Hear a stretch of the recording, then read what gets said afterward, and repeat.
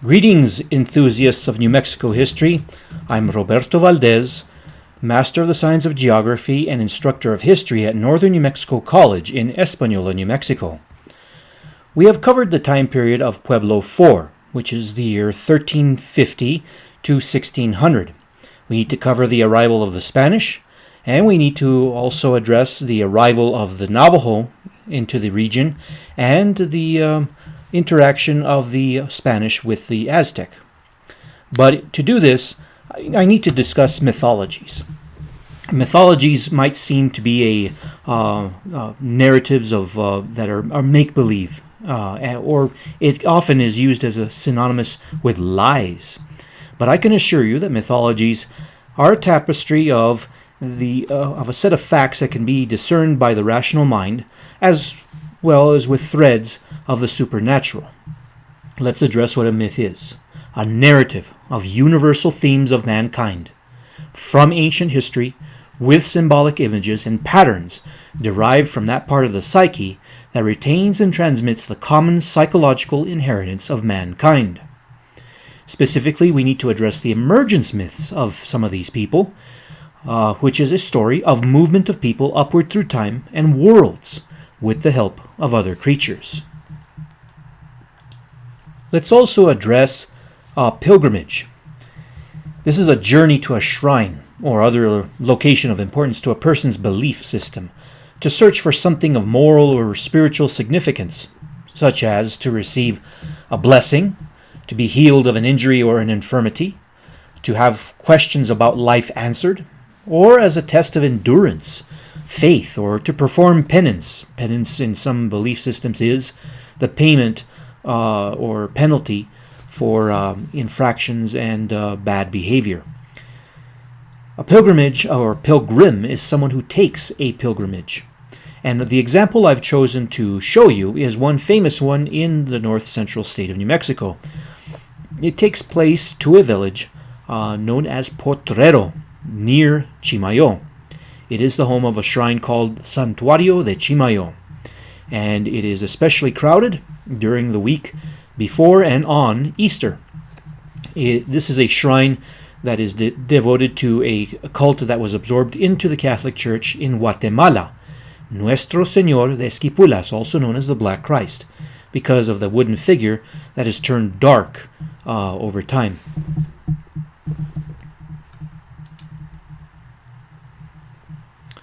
Let's look at another aspect about pilgrimage. For one thing, it involves the travel to sacred spaces.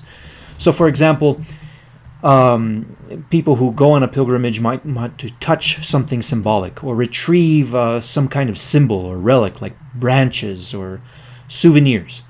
It can take place to a location where there is a birth or a spiritual awakening of a certain holy figure, a founder. It can take place to a location where a miracle occurred or was witnessed. It can take place to a location where there's a deity that is housed in some kind of shrine. If a sacred place can't be visited because it's too far, a substitute is initiated with one that can't be visited, either because it has disappeared, because it's metaphorical, or because it's just too far. Take, for example, Jerusalem, Golgotha. No one is really sure where Golgotha is in the modern ancient city of Jerusalem, but what people do in northern New Mexico is often set up on a small hilltop near a village a calvario, a symbolic wooden cross that is visited especially by Catholics to do the ritual called the Stations of the Cross. Now I want to relate this to the Pueblo Indian pilgrimage. Pueblo Indians, in this case, the example that I call out, called the Evergreen Run, is a run of 7.6 miles to a nearby mountain that has, at a lower elevation than usual, Douglas fir. A tree that normally grows at 8,500 feet altitude is found at a lower elevation on the north face of a certain mountain, which is visited by the young men who run up there as a group, collect boughs of it, and bring them back for use in a specific dance called the deer dance, which occurs in February. And this is what the deer dance looks like. Oh, yeah.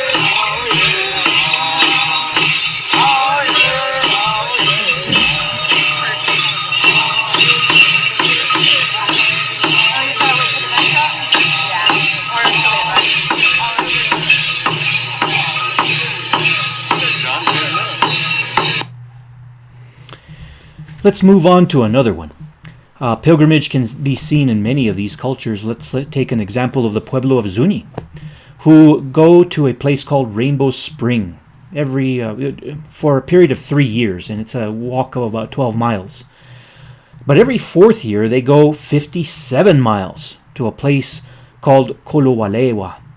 It is called the Barefoot Trail, and Kolowalewa is also known as Zuni Heaven. It's basically a small lake in the desert by the Little Colorado River. And it is here that they believe it's a window into the underworld from which they emerged. The one that I am featuring here is another pilgrimage site called the Zuni Salt Lake, shown at lower right. And it is also performed periodically. When we look at emergence myths among the Pueblo Indians, we're often dealing with an underworld, people emerging from an underworld. So in this case, here's a cave or grotto near the Pueblo de San Juan, also known as Okeawinge, that features a hole into the earth. It's not very deep, and it doesn't have to be for it to be a symbolic hole into the underworld.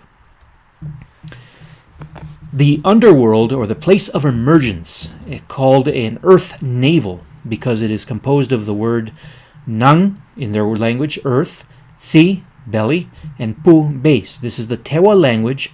This is the Pueblo de San Juan. This is Okeawinge, in which they believe in a place of emergence that is about 113 miles away. It's obviously too far, but every Pueblo brings with them or establishes a symbol in the plaza that is said to represent the earth navel. And it also asserts that the village is now centered. Let's go to the place of emergence in their traditional belief system. It is the Laguna San Luis, in the Valle San Luis. Off in the distance in the photographs is shown a large dune field called the Médanos del Valle San Luis, or the Great Sand Dunes. The photo on the upper part was taken during a drought. You can see on the lower photo what it looks like when it's full of water. It is now fed by canal, but it is a collection of small lakes that are alkali. In the 1880s, a traveler wrote that when he visited these lakes, the water was very brackish and it was encircled by dead cattle. This is the Tewa Pueblo emergence point known as the Sipofe. Si meaning belly, po meaning water, and fe meaning stick. The stick refers to a ladder, a tree, specifically the Douglas fir tree, which we talked about earlier in the dance. We have here the kiva, which also symbolizes that place of emergence. You'll notice in the bottom of this photograph right here is a small hole representing the earth navel. Then you see the ladder emerging to the top. Now, not all kivas are above ground. Like, for example, the traditional one is below ground and it is round. Kivas are to take other shapes and be above ground later on. But this is a symbol of the emergence of sorts. We have also the sphere, what they call the earth bowl, and the sky basket.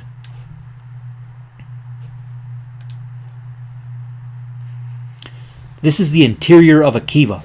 I've chosen to select a place called, I'm trying to remember, it's the second mesa and the first mesa. First mesa portrayed on the left, upper left photograph, Walpi. The upper right is a collection of outhouses I saw on the second mesa. And here we have the portrayal on the lower photographs of the interior of kivas, which is a place where men gathered to do certain ceremonies, but it was also a gathering place to do skillful work, such as the weaving of cloth.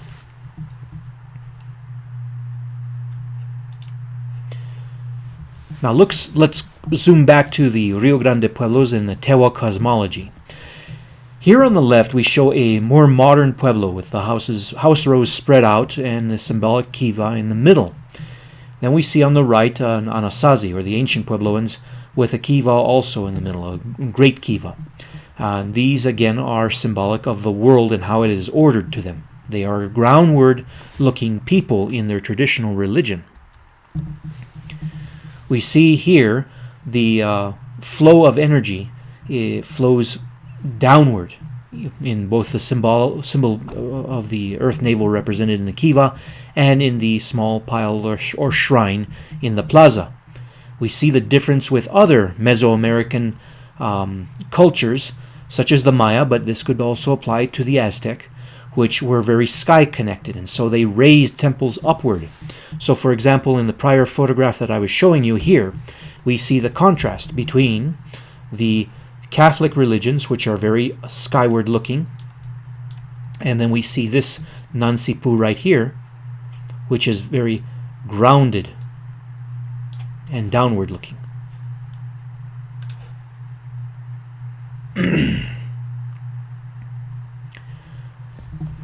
So, in the traditional belief, and this one comes from the Pueblo of Okeawinge or San Juan, there are 3 levels of existence, and the one below is the one that has the most spiritual significance to them. The middle is the world in which human existence exists. And then you have the third, which is reported by the author Alfonso Ortiz, a doctor of anthropology, that it contains the celestial bodies that are believed to or considered to be anthropomorphic, that is, living deities, but it is much less important of the 3 worlds that they believe in. Now, let's look at tetrads. If I were to define it, in short, it is just a set of 4 things. And in this case, we're going to discuss the cardinal mountains. Cardinal mountains are important because they represent the location of shrines, for energy is derived from the underworld and travels through the Tewa space. There's a collection of in the 4 directions of geographic features of significance, and that also had or are believed to have shrines. And then, of course, you have the pueblo in the center, centered around their Nansipu, through which different plazas dances are performed. Now, in the lower left, you'll notice a diagram that shows North Mountain, West Mountain, South Mountain, and East Mountain. On the upper diagram, you'll notice the colors are blue, green, yellow, red, and white. Colors are assigned to the different mountains. Now, let's look at the mountains themselves. First of all, on the north is a mountain named Sechupin. Sechupin is said to mean Eagle Beak Mountain, and it is invoked first when you mention the cardinal mountains. You then mention the West Mountain, Tsikumuping, mountain covered in flaking stone. Then there is, on the south, Okuping, Turtle Mountain. That is today's Sierra Sandia. And on the east, Kusemping. That is Stone Man Mountain, represented by the Sierra de las Truchas. Here you can see the colors assigned to each of the cardinal directions, with the north blue, west yellow, south red, and east white, with the pueblo in the center. And I want you to also notice certain closer geographic features, such as this one, E, F, G, and H. These are called cardinal hills, and they are at the foot or closer than the cardinal mountains. So here are 2 of the cardinal mountains. B is Tsikumuping. Tsikumuping meaning mountain covered in flaking stone. And then you have A, and that is Kusemping, the Sierra de las Truchas. Here is the second tetrad, the one that I mentioned earlier about the cardinal hills. These are closer in distance to the pueblo and are represented as follows. Temayo, that's the Mesa de la Jarita near the town of La Madera, New Mexico. Tomayo, that is the Cerro de Abiquiu. It has various names: Cerro de Tequesquite, Cerro del Rito, Cerro Negro is the most common one. And it is close to the town of Abiquiu. Then you have Tunyo, and I will show you what that looks like. It's Mesita Huérfana, or the Mesilla de San Ildefonso, known as Tunyo Cuaye. And then you have the Cerro de Chimayo, known as Tzimayo, and it is the mountain in this lower photograph, right behind the Santuario de Chimayo.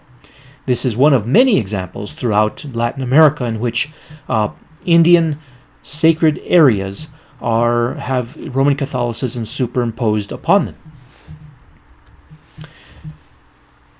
The Cardinal Hills are reported by Dr. Alfonso as called Tzin, which are dark, foreboding, imposing geographic features. And I'll show you an example. They have caves in them. And this is one called Tunjokwaije. And it's considered to mean very spotted mountain, or spotted mountain. Thought to be so because of all the lichen or lichen growing on the basalt rock. It's a volcanic mountain, and as you can see, it has a cave in it. A photograph within the cave is on the lower left. On the lower right is a view of the Cerro de Chimayo, looking from the north to south. And it is the mountain that I mentioned earlier that is by the Santuario de Chimayo. In these holes live the giants, or were said to have lived the giants. These are the mythical giants, in this case for the Tewa belief, called Sabijo. Sabijo in the Tewa myth is conforming to another one in a Navajo myth called Yeitzo. And mythical giants can represent, they can be metaphors for dangers and problems or afflictions upon humankind. Shown on the lower left is Changing Woman, an ancestress of the Navajo people who is trying to protect a child from being eaten by this giant, Yeitzo, by faking a child's footprint to allege that the child is not present. See, here's his footprint. In the Tewa belief, the Sabijo, which is the name in Tewa for their giant, is known among Hispanos in the Pojoaque Valley as the Gigante.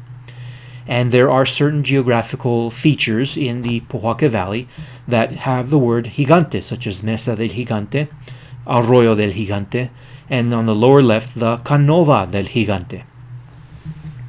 A trough, a rock with a trough in it, said to be a rock from which he drank. And there are another story associated with well that I won't go into. Let's move on to mythical hero twins. So now we cover another aspect about mythologies and emergence stories. And this is the mythical hero twins that are known to the Tewa Indians as the Toa-e. And in the Navajo belief, there's another set of twins. They call theirs Monster Slayer and Born for Water. Naye Nijani, that's Monster Slayer, and Toba Jishini, Born for Water. And these are expressions, if you know how to read the mythologies, of opposites, of ego and alter ego that operate in harmonious and unified relationships. So at left is a petroglyph that was taken at Cañón Cuervo, which is in between Cuba and Bloomfield, New Mexico, in a remote canyon area. And this is the former homeland, or Dineta, of the Navajo Indians, which they call Dineta. Let's go back to the Tewa reference to the hero twins, Toa-e. This particular location is on the way going to El Rito and was pointed out to a scholar from the Smithsonian Institution in 1910, two eroded knobs that were referred to as the twin war gods. But if you translate Toa-e literally, it means little people. And in this case, they really are little knobs on the top of this mesa of black rock.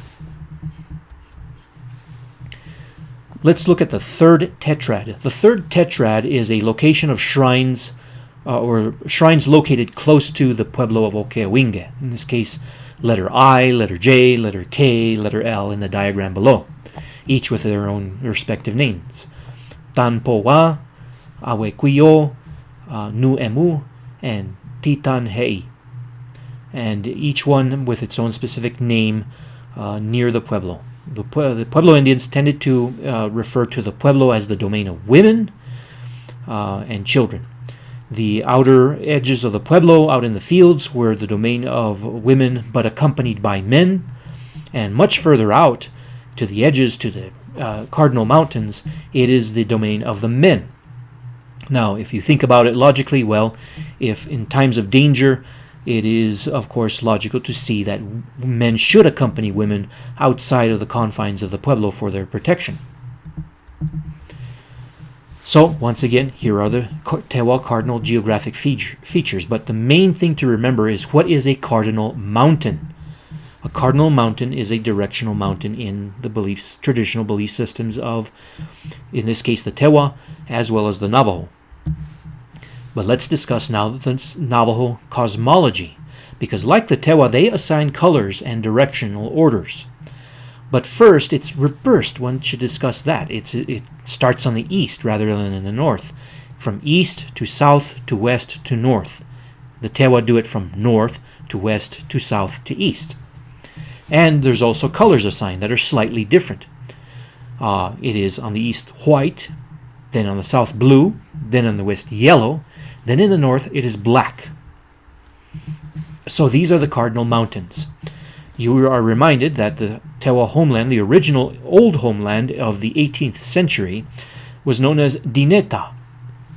And the people themselves, when you ask who do they call themselves, they are known as the Diné. Navajo was applied to them by the Spanish, that in turn borrowed linguistic forms from the Tewa people. That is why they are called Navajo. I'll explain that later. So first, you have Cisnagini, the mountain on the east, which is white and is called Sierra Blanca in Spanish, which literally translates to white mountains. Then on the south, it is the Cerro San Mateo, also known as Mount Taylor. It is near the town of Grants. It is called Tzutzil. And Tzutzil means a tongue mountain, but it is often associated with blue turquoise. On the west is Tocooslid, and it refers to the San Francisco peaks, the Sierra San Francisco, near Flagstaff, Arizona. Then on the north is in the Sierra de la Plata, Mount Hesperus specifically is what they're referring to, Dibensa. Dibensa is a black mountain, and it literally translates to mountain sheep. Mountain sheep, of all things. There isn't the word mountain inserted into the name as presented here. And then you have two other locations within this zone of knowledge. The origin point known as Dizilcholi'i, which is mountain plus giant fir tree. It is giant fir tree mountain. And then you have a large mesa, which I'll show you a picture of shortly, known as Dizilnaoditli. And it refers to la Mesa Huérfana. In Spanish called Mesa Huérfana because it is an isolated mesa out in a broad plain. Let's discuss where the Navajo came from. Their emergence is from the far north. And scholarships have studied this. We know this because of the relationship of language. Coming over from Asia and bringing with them a super weapon of the recurve bow, they entered into the Yukon and Alaska and migrated down the coast. A division of them went to the Pacific coast and the Pacific Northwest. Those languages are now extinct. Broke off and continued into the arid Southwest, or Mexico's El Norte. And we know that some of the languages appear to have forms that are related to each other. Navajo don't necessarily consider themselves Apache, but in several hundred years ago, they were one and the same with the Apache. They were just a division of many different Apache tribes and nations. One is the Chiricahua Apache, the San Carlos Apache, the Jicarilla Apache, and the Lipan Apache. The Lipan live with the Mescalero Apache in south-central New Mexico. The Jicarilla live in the north central part of the state of New Mexico. The San Carlos in the central and eastern part of Arizona. And the Chiricahua Apache with them, as well as in Oklahoma. Now, in 1964, a Navajo storyteller told an ethnologist or anthropologist that the time of arrival for the Navajo people in the area was about 8 old age killed ago. What he said was 8 old age killed ago is when they emerged into this world, the fourth world. And that would place the time period around 1400 to 1450, not too long before the arrival of the Spanish. The Navajo people, or Apaches as we call them, are part of a general collection of ethnicities known as the Athabascans. The Athabascans are people of northern Canada and Alaska, and they call themselves Diné, the Navajo do, and their old homeland Dineta, located in the northwest of the state of New Mexico. But now the question to ask is, what are the Tewa names for these people? And it is Sabe, which can mean Athabascan or Apache, and it can refer to any number of people, and usually with an adjective to further describe them, such as in the example Pisabe, red Apache, or borrowing from the Spanish, San Carlos Apache, San Carlos Sabe. And the Spanish received the word Navajo in this manner. They likely asked the Tewa, what are these people called? What are they like? And they replied that they dry farm in arroyos. And the way you say dry farm or farming or cultivation is nava, which is cultivatable land. It's any land that you till. And huhu, which is arroyo or a gouge in the earth. Combining the two, you have nawa huhu. And then you have the word Apache, which was borrowed from the Zuni, who called it's a little confusing, but they call the Navajo Wiletue, and they call the Apache people to the south of them Apachu. And so the Spanish, likely making inquiries of the local people, of the local Pueblo Indians, received the word Apachu from the Zuni, and they received a further description of these type of Apachu living to the north and west as cultivating in dry arroyos, Navajo. So therefore you have Apaches de Navajo.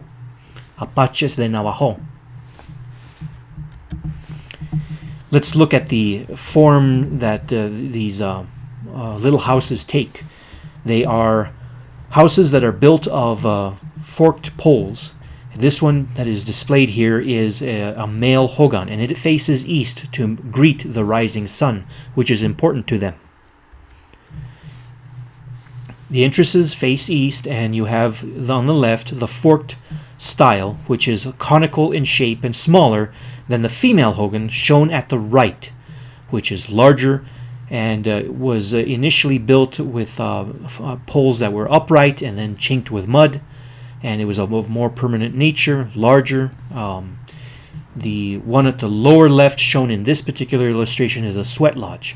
And you'll see this in northwestern New Mexico. The ancient habitations often featured a sweat lodge near to masonry buildings that they were building at that time.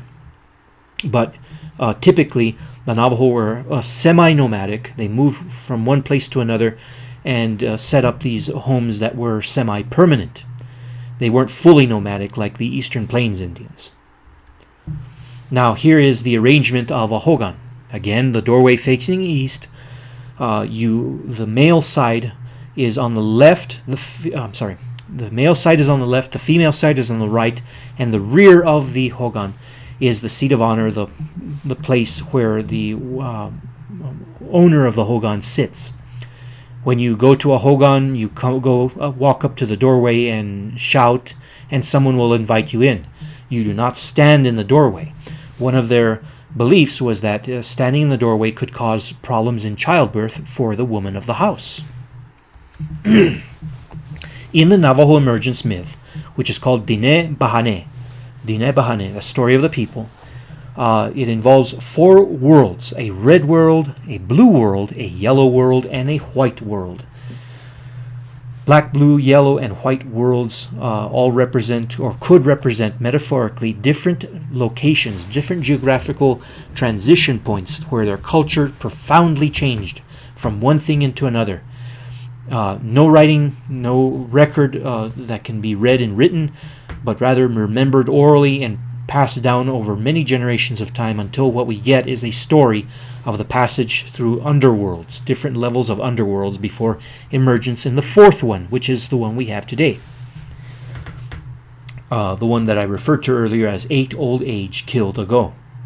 Now, in the fourth world, when they emerged, they recount that they met a people who live in upright houses called the Kisani, who cut their hair square in front. And this may be a reference to Pueblo people. They gave them something to eat, they helped them cross a river, and so forth. Here is the diagram of the emergence myth. I obtained this originally from one of my professors at the University of New Mexico. You'll notice on the very bottom, the black world. Here, the blue world, the yellow world, and they all have peculiar beings, spirit beings that apply to each world, such as here in the first world there's talking God. You have the second world, in which there's a number of animals that are listed here, and then you have the third world where there's an additional number of animals listed here. They also report the 6 sacred mountains at this time. There are 4 in the horizontal direction, but they were also referred to an upward and downward direction in many of these belief systems. So 8 old age killed ago right here.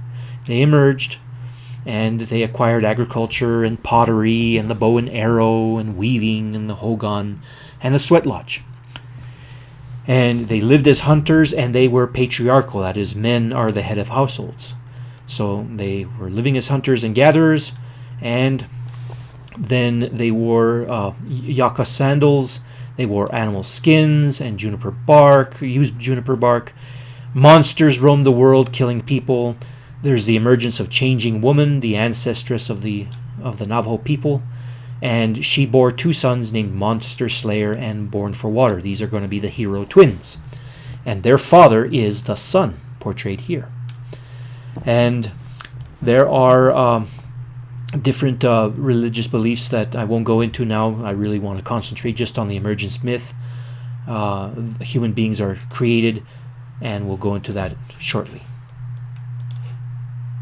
Okay, so let's talk about fire-stealing myths. I thought I'd include this one because it is something that you find in many, many cultures. So the coyote has a dark-tipped tail, and they explain the dark-tipped tail as a symbol for a kind of situation that happened that sets mankind apart from the animal world, and that is the possession of fire. If you think of the different things, especially the people who don't think of themselves all too different than the animals around them, they distinguish themselves by the use of fire. In this case, this story tells of a fire god. He's shown right here. And fire god has fire. And coyote steals fire by tying a stick or torch to his tail and makes a run for it, and runs, and of course it singes his tail, which is why the tail is black to this day. And he runs and gives fire to first man and first woman, and that's how they came into possession of fire. The fire-stealing myth appears here on a petroglyph, a rock art in Cañón Cuervo. And you can see the relationship between the two. This one is clearly, the one done on the right here is clearly a lot more tidy, done as a sand painting. At this time, about 200 to 300 years ago, the Navajo appeared in a certain area in which they weren't doing sand paintings. They left their mark with rock art. And you see, for example, the fire god, you can barely make him out right here. It's right here. So coyote ties a stick to his tail with fire, runs for it, and you can see the pathway here. This may be coyote. And then he goes to first man and first woman here. Barely make them out because of the fading of the petroglyph. But you can see the conforming here with first man and first woman.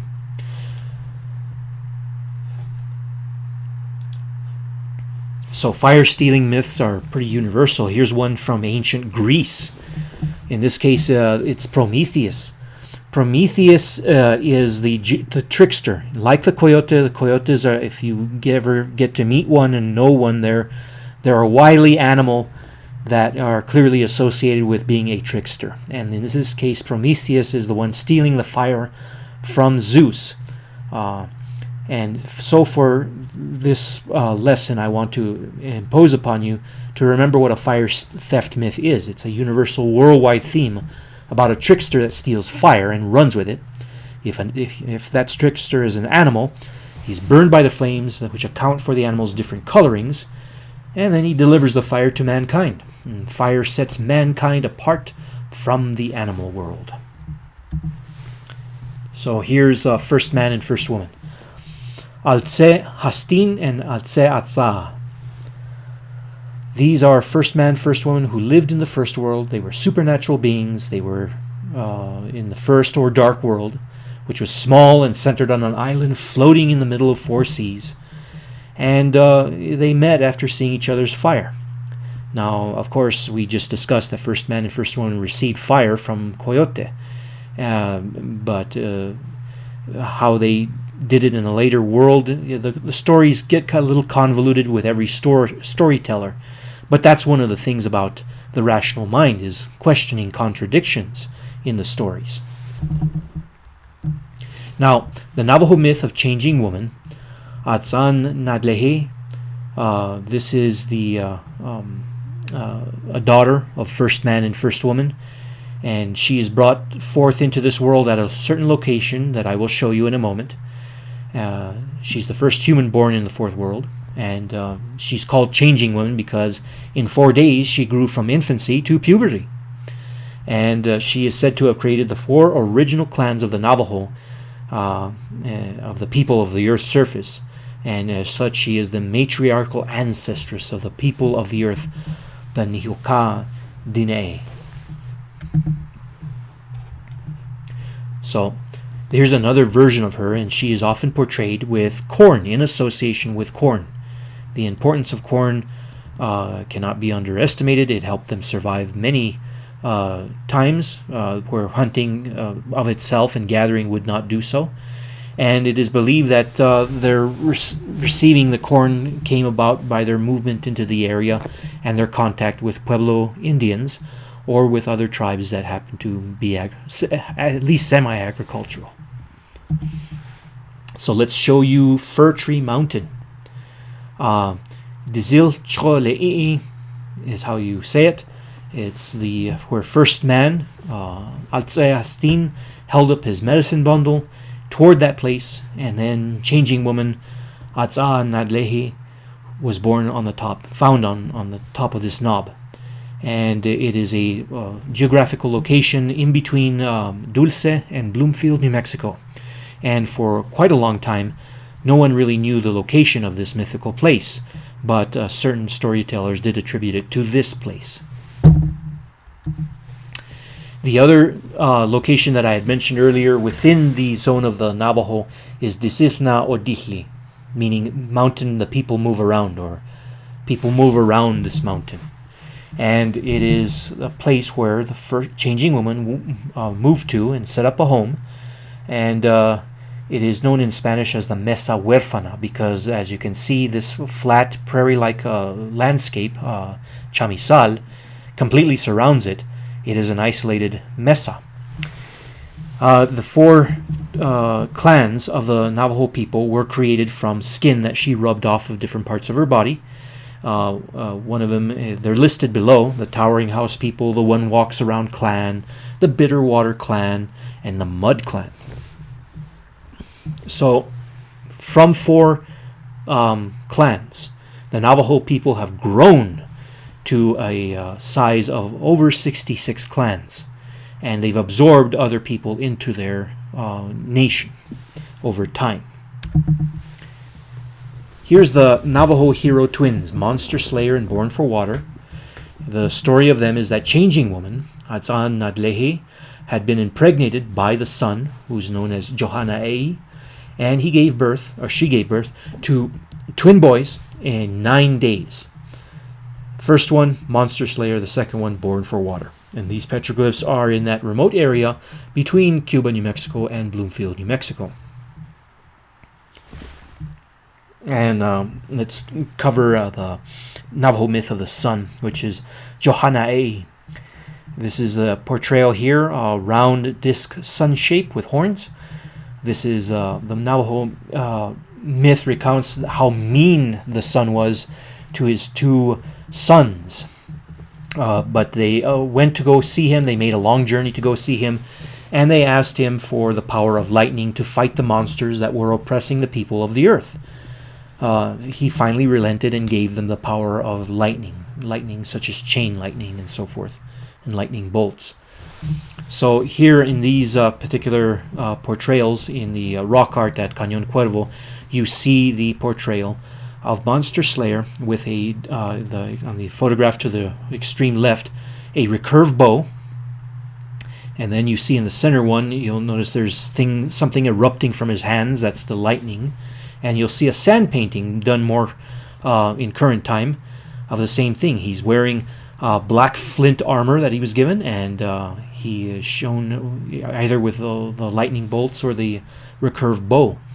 And in a 1904 photograph above my head, you see Edward Curtis had taken a photograph of a Navajo man portraying, impersonating Monster Slayer, Naye Nejani. And Tobaji Shini is born for water. To is the Navajo word for water. And this is the younger of the hero twins, and he's more contemplative. His brother is more rash and warlike, and this one is the one that thinks more. And this one is also known by another name, he who cuts life out of the enemy. And his symbol, notice, is an hourglass shape. You can see it here on the rock art of Cañón Cuervo. Cañón Cuervo, incidentally, means Crow Canyon. So let's look at the giant. This is called Cerro Cabezón. It is a Spanish name that means big head mountain. It looks like a big head. It's a plug of a volcano. And it is also attributed by the Navajo to be the head of the giant that was killed by the hero twins. It's Yeitzo, the giant. So they killed him with lightning, and they cut off his head, and they threw it over the mountains, and here it landed. And all the lava flows, the black basalt rock in the region, is attributed to be his blood. So here's some monsters that were not slain. They go around like heroes, killing all these different monsters. If you think of Marvel Comics and all of these other shows like that, they have it's nothing new really. Monsters and heroes and gods and so forth are of very ancient origin. And these stories are told in order to be metaphorical about certain things, such as problems that afflict mankind. So one that was not, among the several that were not slain, is hunger. We need hunger, we need poverty, we need lice, and we need stupidity, it was figured. And I'll give you an example of why with this other one, that's old age. Why do we have old age is explained using this myth. So, old age is Sa, old age woman. And Naye Nejani, Monster Slayer, he goes to confront this monster that needs to be killed. Old grandmother, I have come to kill you, he says. She asked him to think first, saying that if people discover that Sa will no longer slowly sap their strength and finally devour them, they won't have children. So she reasons this way, that you need old age in order to motivate you to have a family and then to pass on your wisdom and responsibilities to the younger generation before you die. If you never die, you never have motivation to do any of these things. Oh, okay. That's a good answer. So Monster Slayer does not slay her. Now, let's discuss what rationalism is. I've referred to it a little bit earlier. It is the act of questioning contradictions. And you'll see many contradictions in the myths that are told, especially if they're told by different storytellers, but even the same storyteller can tell a story that is full of holes and full of contradictions that we, before the advent of rationalism in ancient man, accepted. This was done in Egypt, in Mesopotamia, all of the stories that were told about their gods and religion. Now, fast forward, you get to a place called Ionia on the Anatolian Peninsula and also to Greece, where people start to question contradictions. And that is what rationalism is, using the mind to question these things. So you see 3 examples here from Socrates about what rationalism constitutes. Let's move on to the discussion of the Nahua, who speak a language called Nahuatl. And this is the language of many tribes and nations in Mesoamerica, the present-day sovereign state of Mexico and Guatemala. And but specifically we'll concentrate on Mexico because that's the one where Nahuatl comes from. We get words that have entered English. They came into Spanish initially, words like chocolate, coyote, guacamole, tomate, and pozole, which respectively mean chocolate, coyote, guacamole, tomato, and pozole, as some will pronounce it in that unusual way. Anyway, these are words that were initially received because when you have the interaction of 2 different people, you have the outsiders, the newcomers coming in, they find themselves bewildered by the new and novel foods, geographic places, and so forth. And so much of their information is initially coming from people who are teaching them about the local flora and fauna and foods and so forth. Now, the Nahuatl language was represented by glyphs. And we see in the diagram portrayed the pictograms, which show literally picture of a tree, Quahuitl, and teeth, Tlantli, and mountain, Tepetl, and stone, Tetl, and flint knife, Tecpetl, and rabbit, Tochtli, and so forth. And you can get these glyphs and the sounds they represent, and then you can link them together and compound them to make different expressions. So, for example, you have, let's highlight this selection. There's many selections to look at, but let's say this one. There's a rabbit and a mountain. So it has elements of Tochtli and Tepetl. And so it's Tochtlepecan. Tochtlepecan. You have also this one, which I will discuss shortly. It's Tenochtitlan. Now, Tenochtitlan, the Aztecs formed 3 nation states, which I'll go into in a little bit. It's this one, this glyph, and this glyph, all together combined, formed what we conceptualize today and is often heard of as the Aztecs.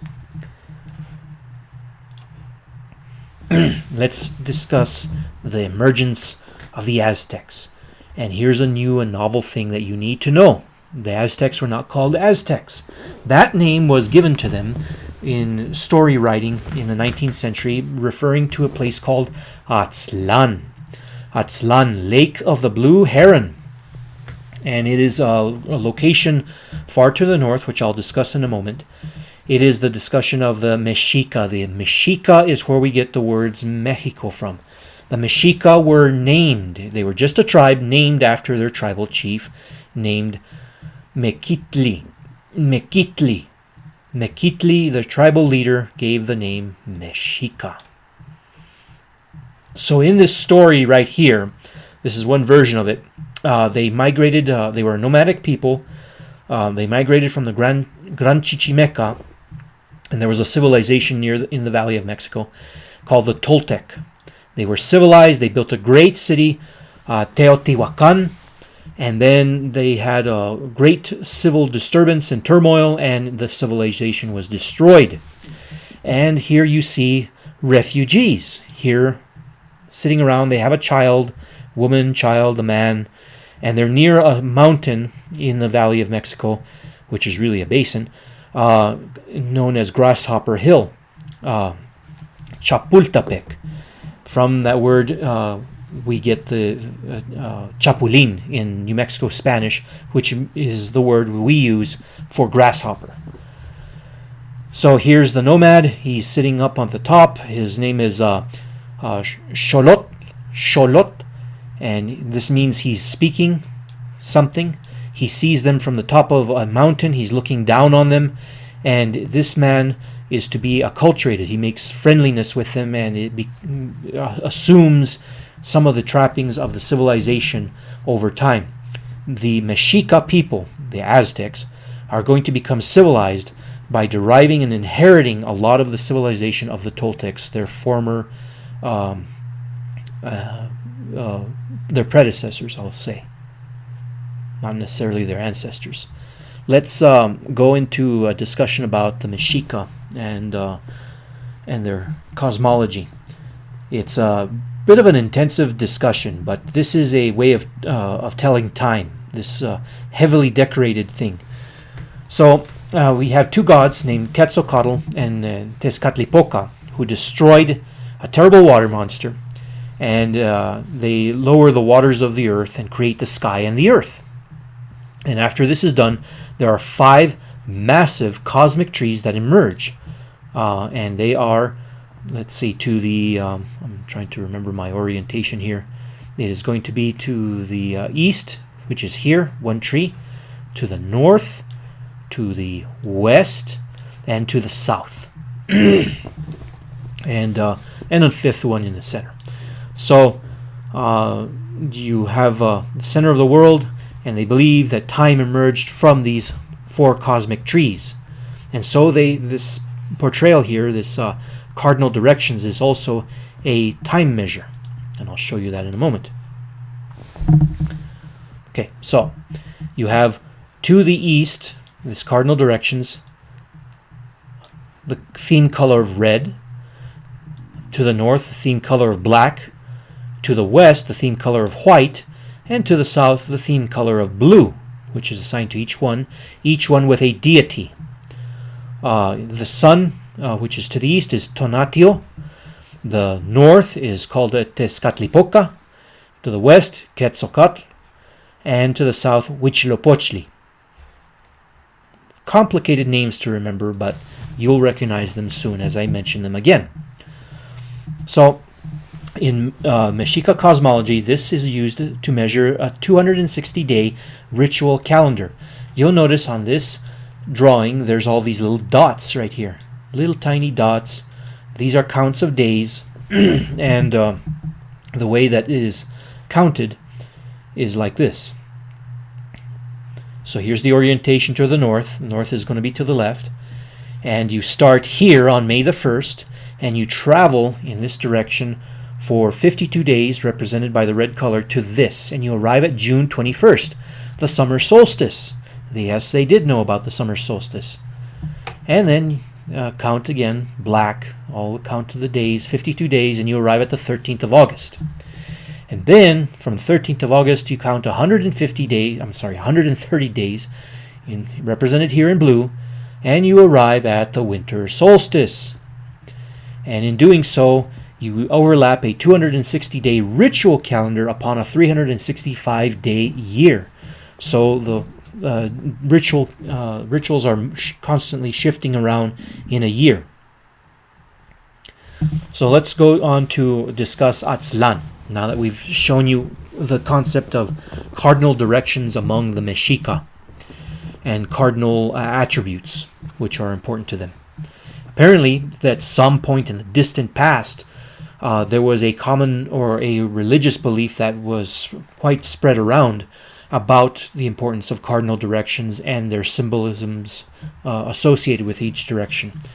And so you can see in a culture far away in central Mexico, far away from New Mexico, there is this culture that believes in similar things. You have their origin point is attributed to a place called Aztlán, place of the white heron. So one source says they migrated out on the 24th of May, 1024, and started their calendar at that time. Another one says that they departed Aztlán in the AD 1064 after the Crab Nebula supernova.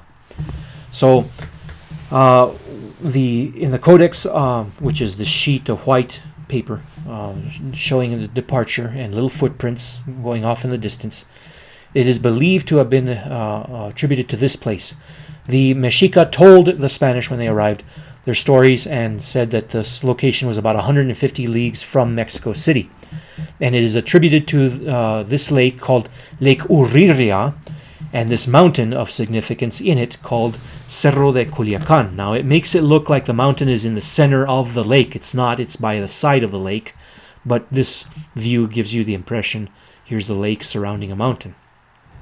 So this mountain is off in the distance, and it's an extinct volcano.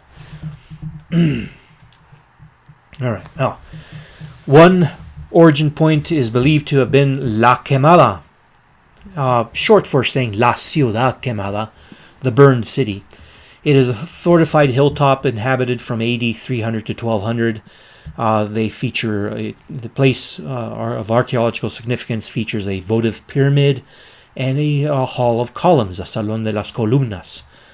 It is believed to have engaged in far-reaching trade, including with that of Chaco Canyon for turquoise. It was documented, this location, by the Spanish in 1615 as having been visited by the Aztecs, and it was recognized as having been destroyed by fire, and that's why they named it the Burned City. By 1780, it was thought to be the legendary place where they originated from, called Chicomostoc. Chicomostoc, and we'll see that in a moment.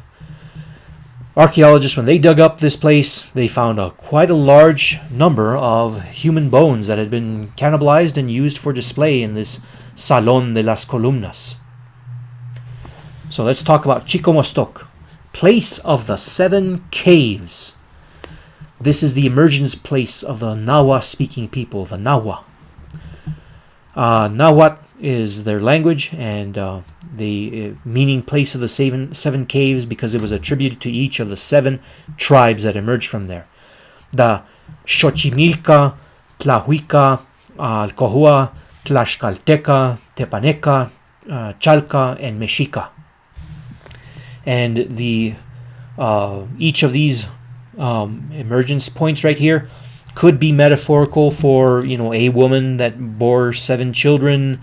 It could be metaphorical for 7 women who bore children that were all related. But in any case, the Mexica say that they were the last to depart from their homeland, their original homeland. So here's the story. Is that we have a story from the Huichol tribe, a myth that says that there's an eagle ate the cloud to prevent flooding, and the clouds, of course, are represented by a serpent.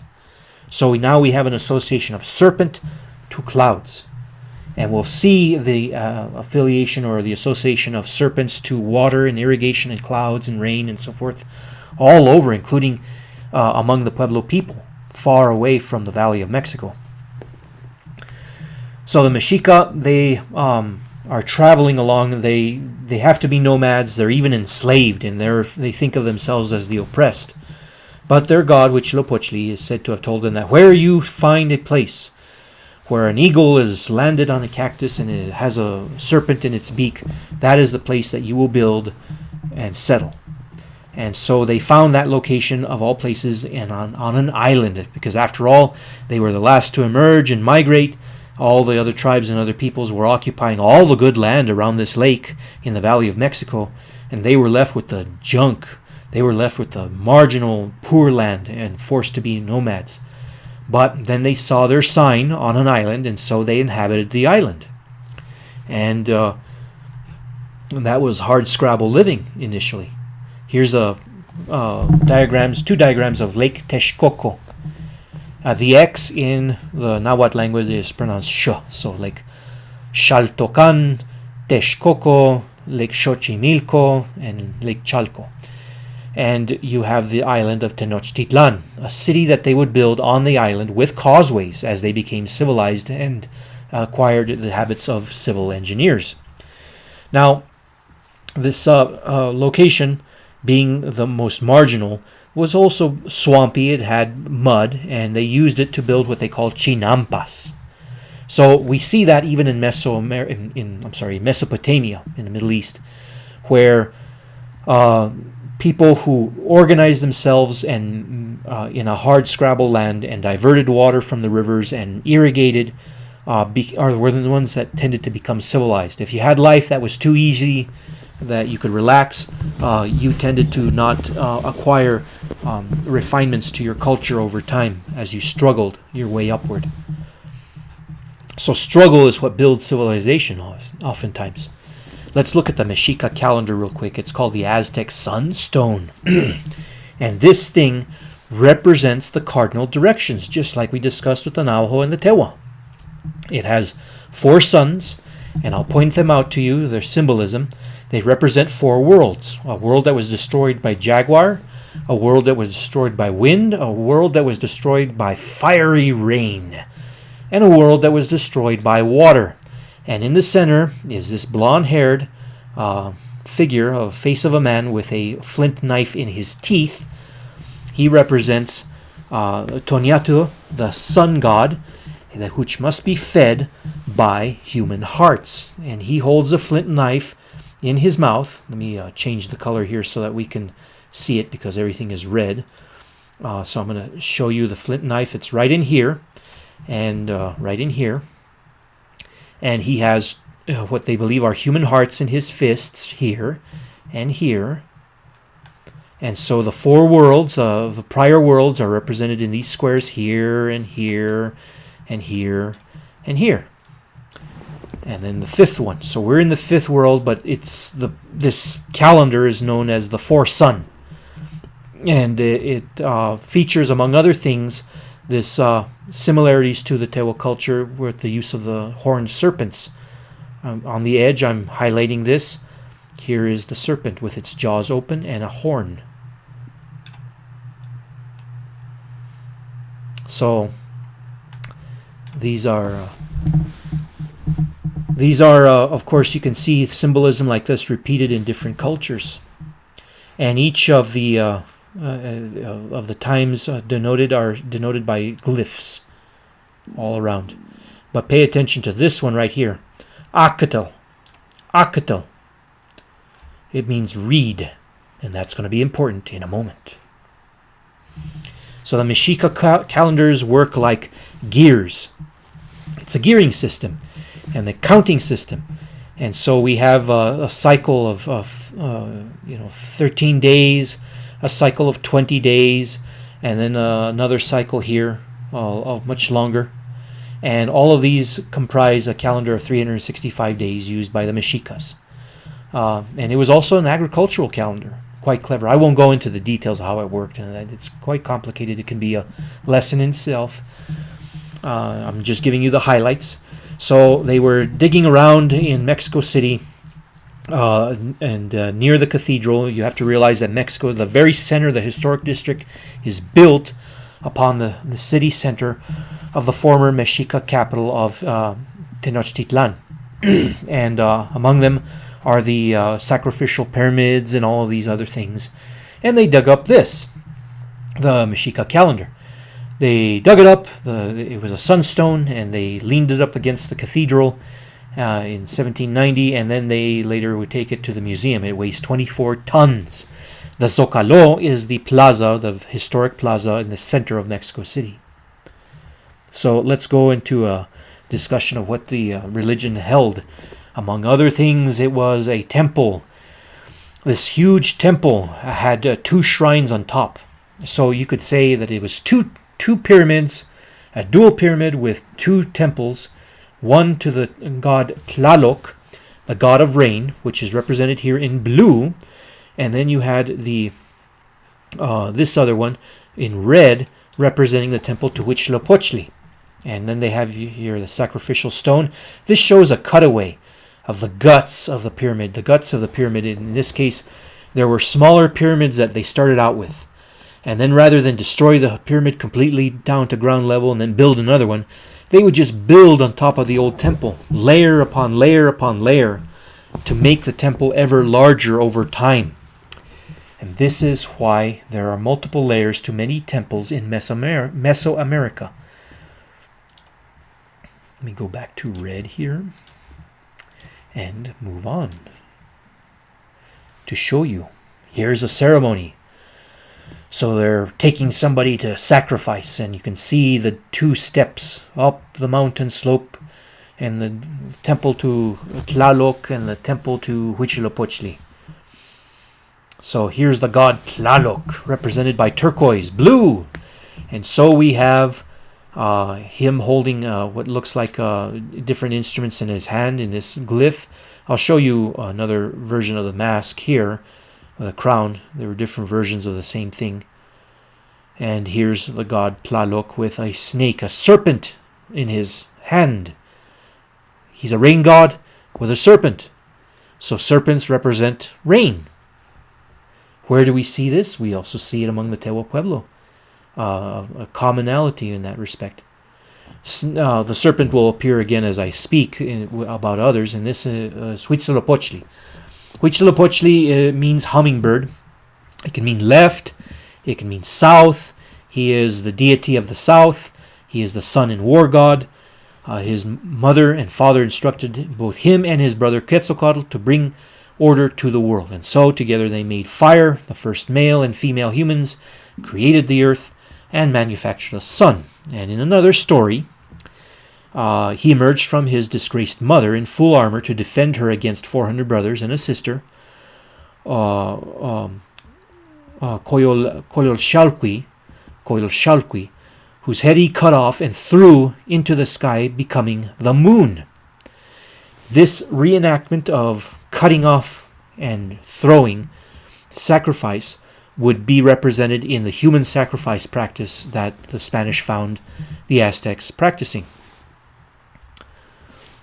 Now, the worship of this deity was raised in importance by this prime minister. His name was Tlacalel, and he lived during those years, 1397 to 1487.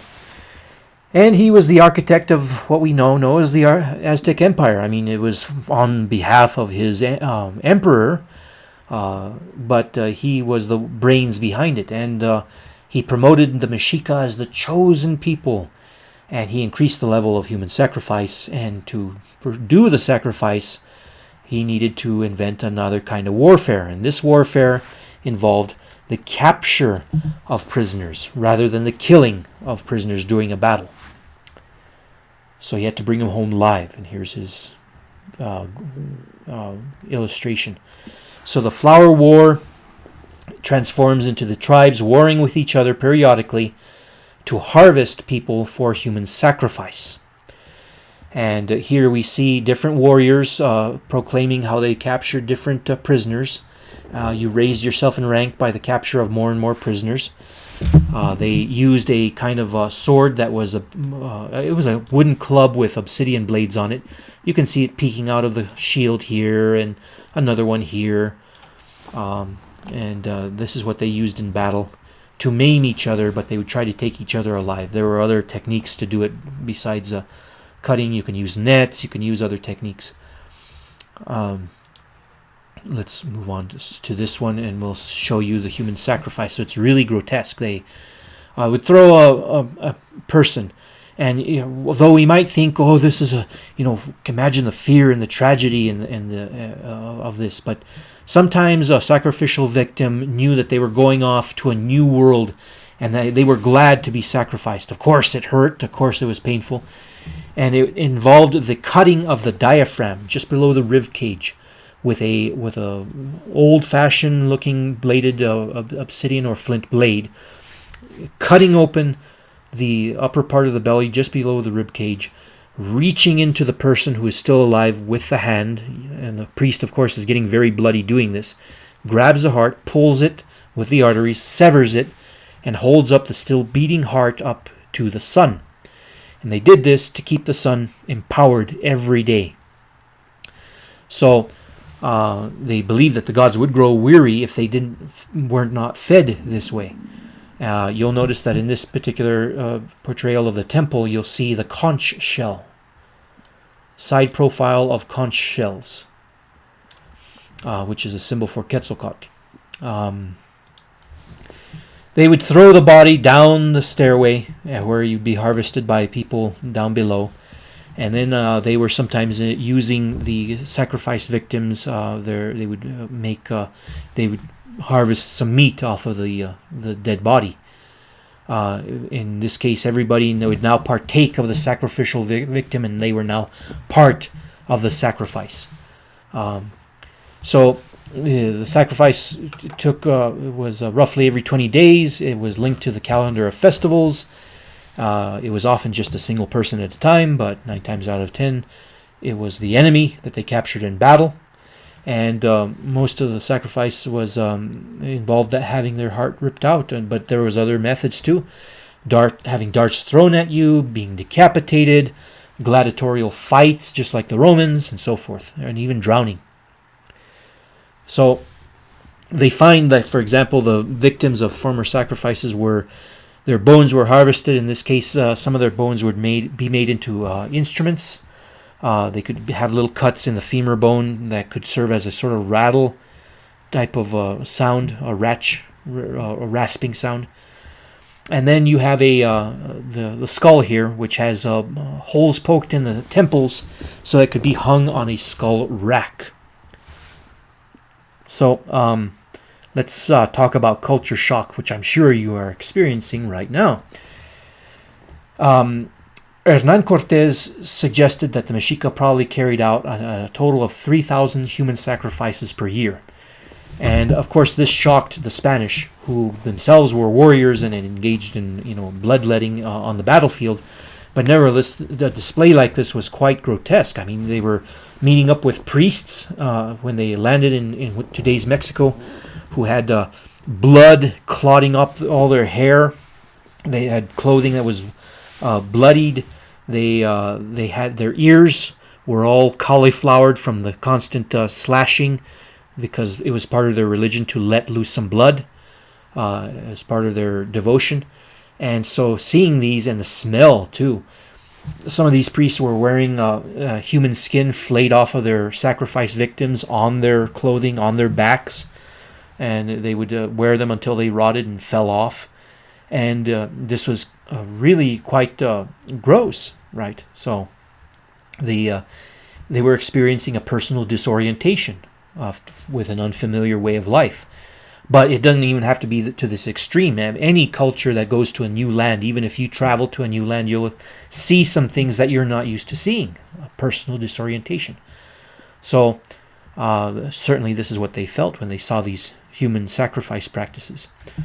But there's something in the conscience of man that arises to question whether what they're doing is right or wrong. And so one of the leaders of a nearby city at Lake Texcoco, he was ruler of Texcoco. His name was Nitzahuacoyot. And this is the man whose name means coyote who fasts. He was a philosopher. He enacted a legal code. He was an architect. He was a civil engineer. He created the levee on Lake Texcoco that separated the fresh waters from the brackish waters, which I'll show you later. And he was skeptical about this human sacrifice practice, and he built a temple to the unknowable Lord of everywhere. Would you believe? So he's brought up as a hero of Mexico's past. Here he appears. His image, his stylized image, appears on the $100 bill, and on a bronze placard, a raised relief placard in the city of Mexico. Netzahuacoyot. Let me back up a moment so we can show you something special about this.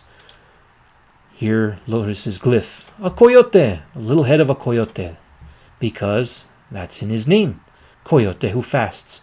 A pious man who occasionally went without food to show his devotion and worshipped in a temple that was undecorated, the temple to the unknowable Lord of everywhere.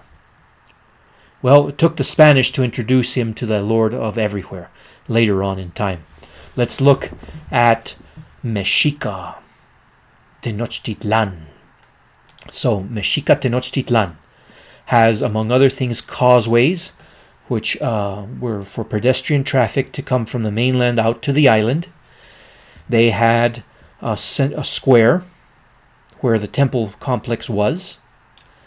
There was also a levee, and this levee that separated the brackish waters of the lake from the fresh waters was built by Netzahualcoyotl. So you see here Albarrada de Netzahualcoyotl, or meaning levee of the coyote who fasts, because he was a civil engineer and he built it. And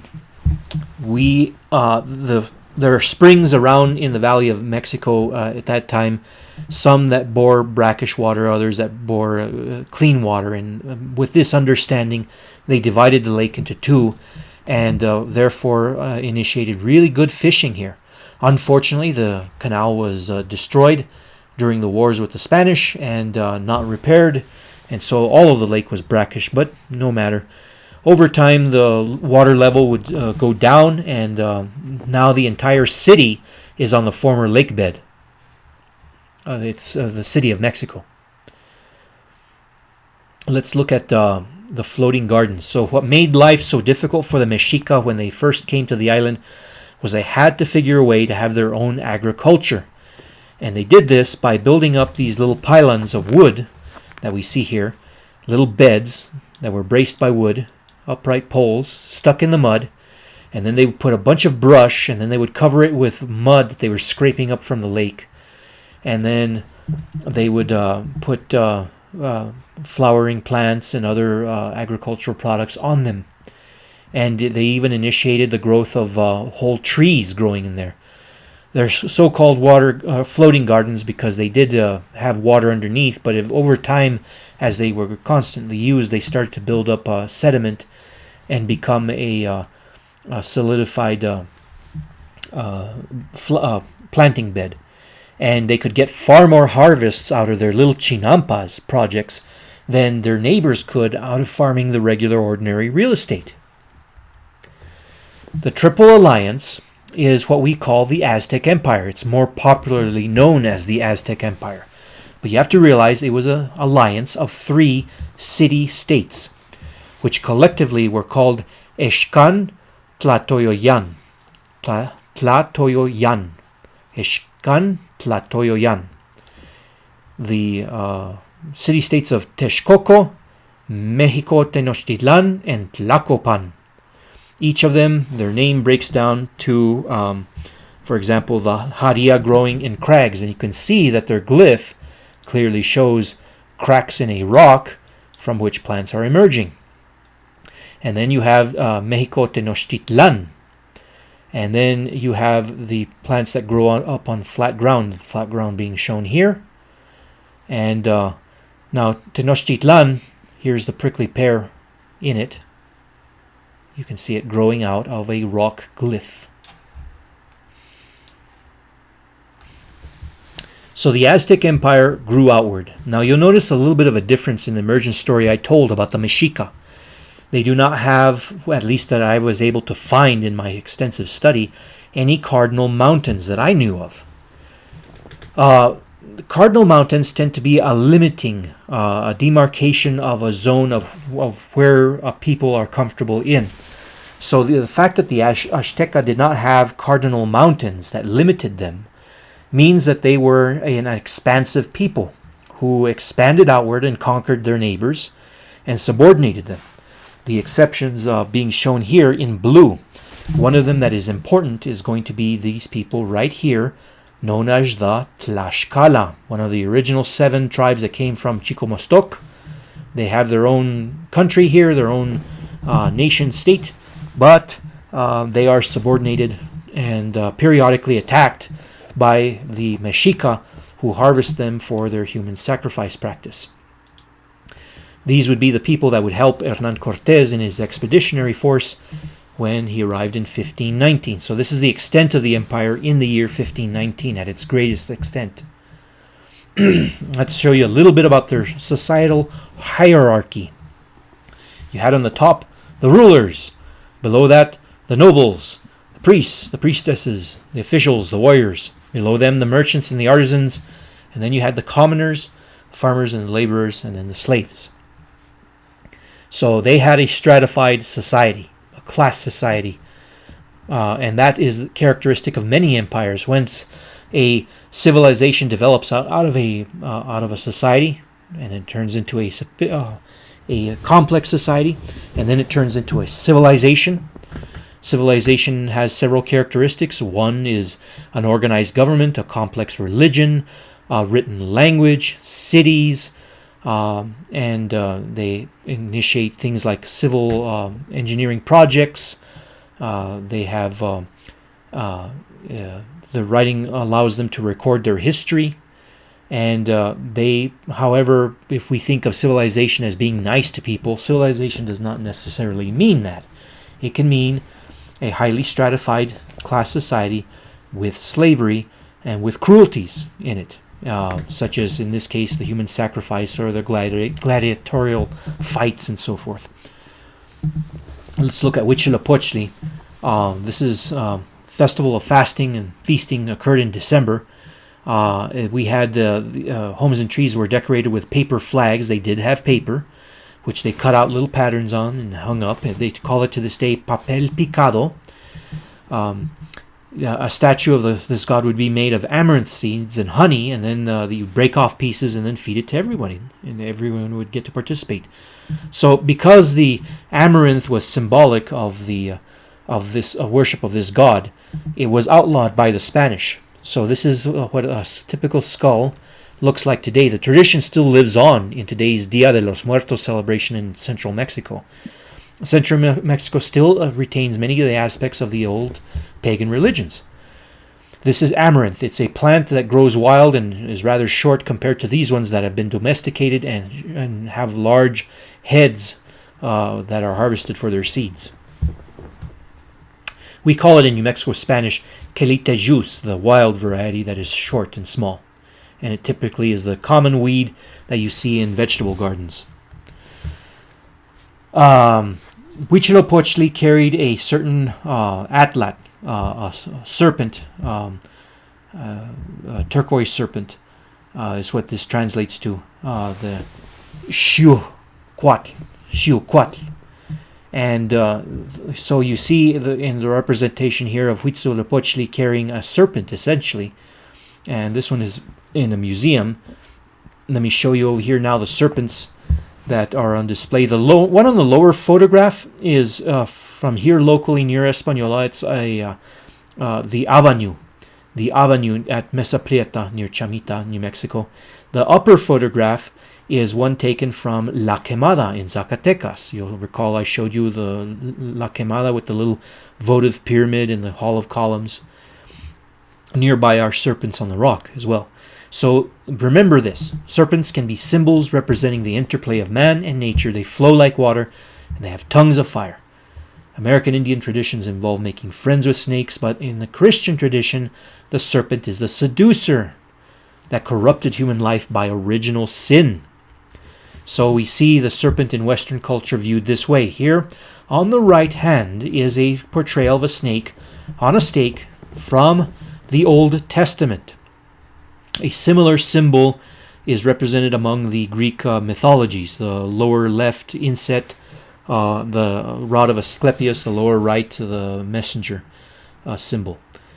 So to this day you'll see them on the medical profession, but they often use the one that's on the lower right inset.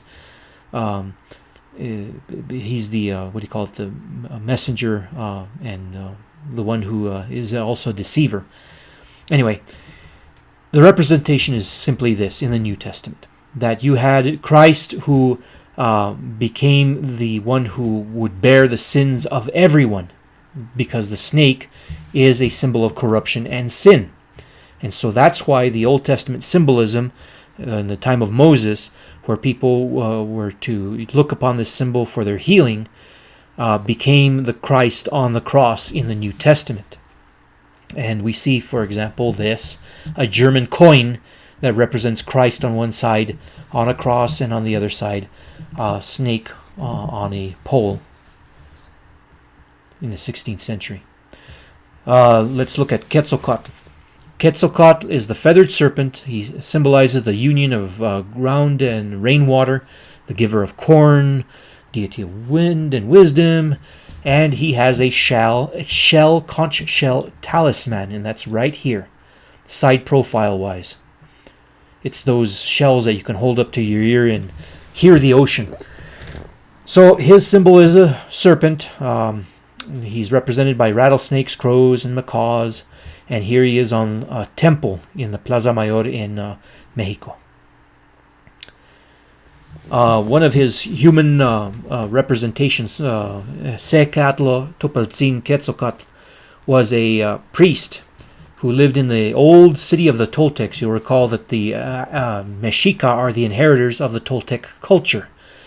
And among the things they inherited were the story of this man, who was a priest, a pious man, known as One Reed, Our Prince, Plumed Serpent, Se Acatl Topeltzin Quetzalcoatl.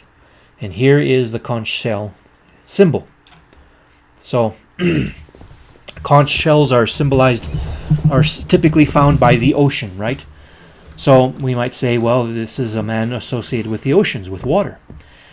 He is disgraced. A rival, Tezcatlipoca, lured the aged man from his rituals and abstention and his fasting, and he got him drunk, and he committed incest with his sister. And so in disgrace, he flees. He goes away towards the east. In one story, he says he sets himself on fire and rises up into the sky and becomes the morning star. But in another story, he goes off to the east on a raft of serpents and vowing to return, and the date is set at One Reed, or Secatl. Acatl. That's what I meant to say. Acatl. So Acatl is about to arrive. The Mexica, because of their heirs of this tradition, they note that in the year of 12 House, the year 1517, they see all these omens in the sky of doom that is approaching. And guess what happens in 1519? The arrival of Hernán Cortés. Now, Quetzalcoatl is prophesied to arrive at that time. He's a fair-skinned Toltec ruler god, going to return on the year One Reed, and Hernán Cortés steps on land at today's Veracruz, Mexico, on April 22nd, 1519, Good Friday. And he's to receive the Aztec emissaries after that, coincident with the beginning of One Reed. So here he is, Hernán Cortés. Is this the man? See, some believe that this man, Quetzalcoatl, the original one, could have been a Viking sailor that made his way all the way to Mexico named Wotan. A blue-eyed, light-skinned, bearded man. But others believe that he could have been just, one of the a man from one of the tribes of Mexico. But nevertheless, he was bearded, and here shows up a man with feathers and a beard, coincident with the prophecy. You'll have to understand, though, that there's some scholars who refute this. Some of them perhaps are sore losers, Mexicans themselves, who can't accept that their former glorious empire was destroyed by the Spanish. But you have to realize this is the making of a myth. You often have threads of fact woven with the symbolic images, and they have meaning to people living at the time. They're derived from the psychological inheritance of mankind.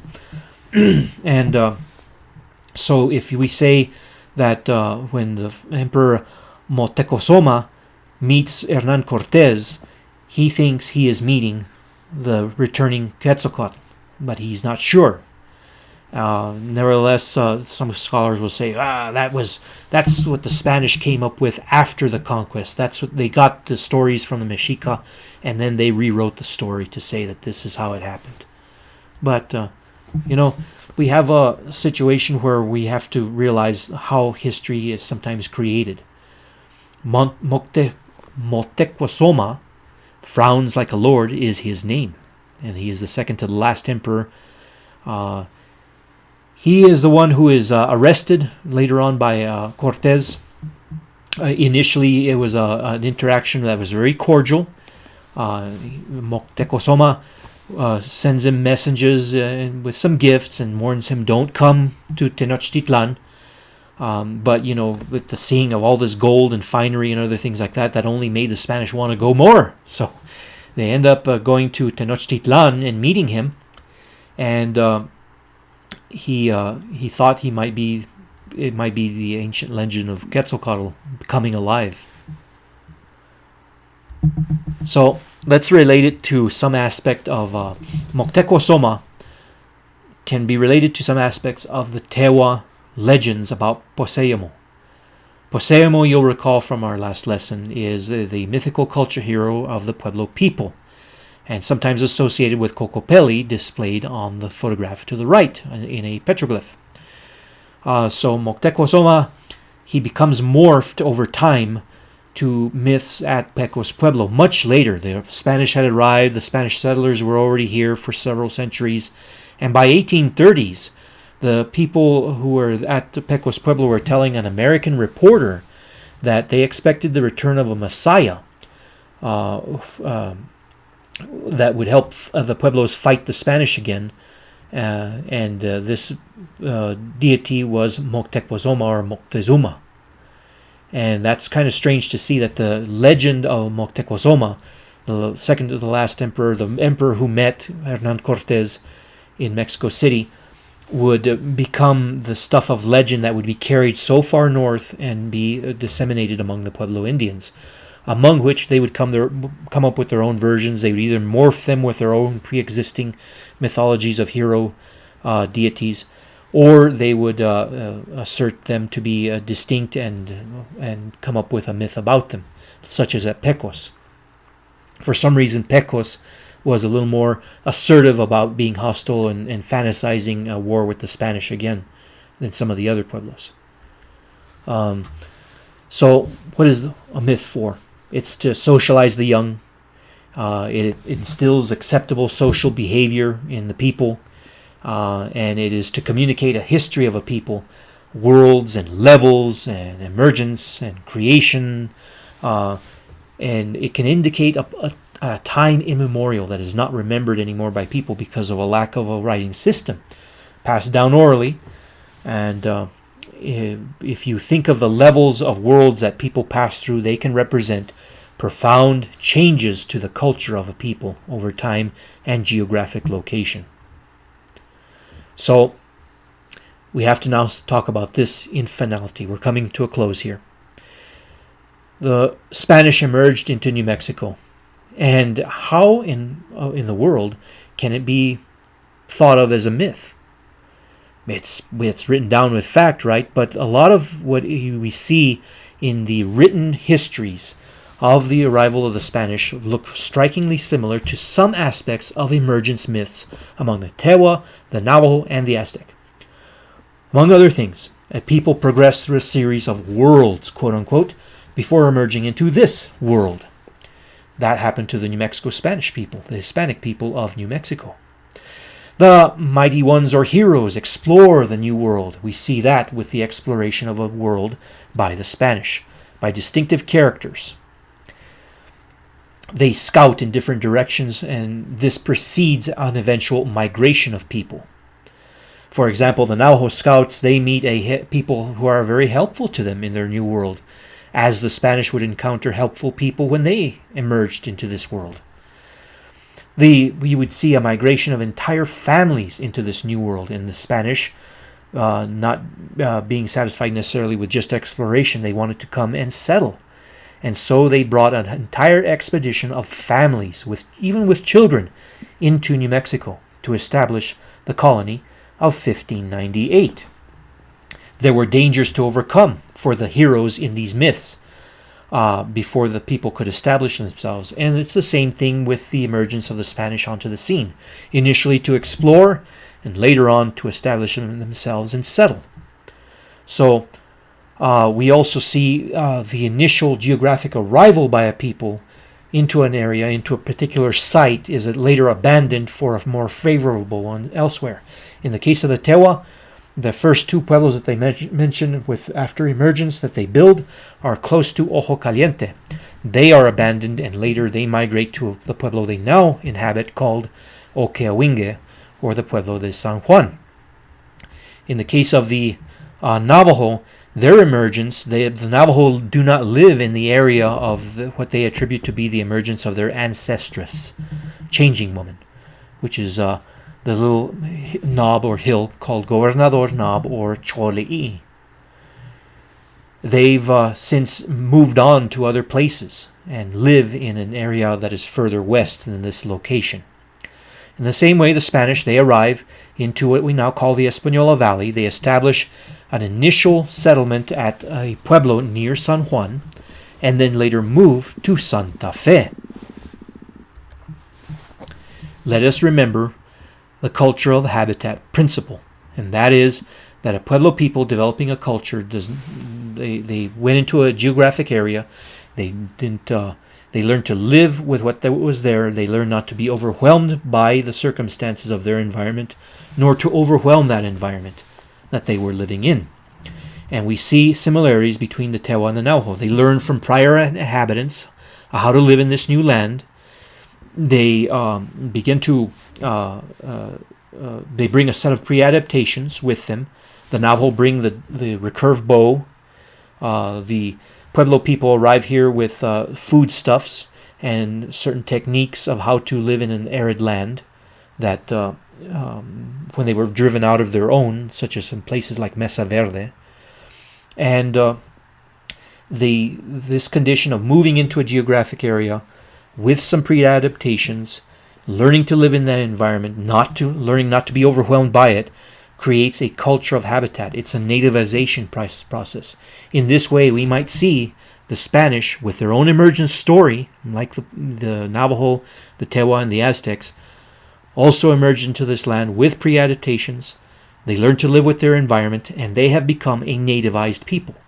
But all too often, when you discuss the Hispanic people of New Mexico as a native people, people bristle up a little bit and say, that can't be true. You're the evil European who came and invaded. But the thing is, every people has a story of where they entered into the land, interacted sometimes in an unfriendly fashion with the natives, had made mistakes along the way. The fact that they're mentioned in some of the mythical narratives, which I didn't include in this presentation, they're further dug out in the details. You see that the Spanish are experiencing similar situations. And having lived here 400 years, learning to live in the environment, they have become a native people. So we see the similarities. We see documented history is the only difference between how the Spanish emerged and how the Tewa, the Navajo, and the Aztec emerged. The Aztec would commit their story into writing with glyphs, and later on, when they embraced the Roman alphabet, they would write down these stories and make illustrations about it. And in the same way, we see the Spanish document their history, but this time with writing, and but it's less prone to embellishment about supernatural beings and supernatural narratives. But it is more prone to our judgment and condemnation today, because after all, we live in an era of political correctness or false morality that attributes evil to the coming of the Europeans as the oppressor. And in this case, the Spanish were not to assume characteristics of the oppressor in continuity throughout their history here. They learned to live with the land, and they became more and more like the people around them, is the thing. But like myths, a narrative that is written down with our judgment and condemnation can be used in conjunction with power politics of today. But we see the Spanish explored to the four directions. They later came and settled, and then they learned a lot from the people who are already established here, as well as bringing their own technology, like their predecessors, the Navajo, the Tewa, and the story also of the people in Central Mexico, the Aztec, the Mexica. And hence we have the name Nuevo Mexico, the New Mexico.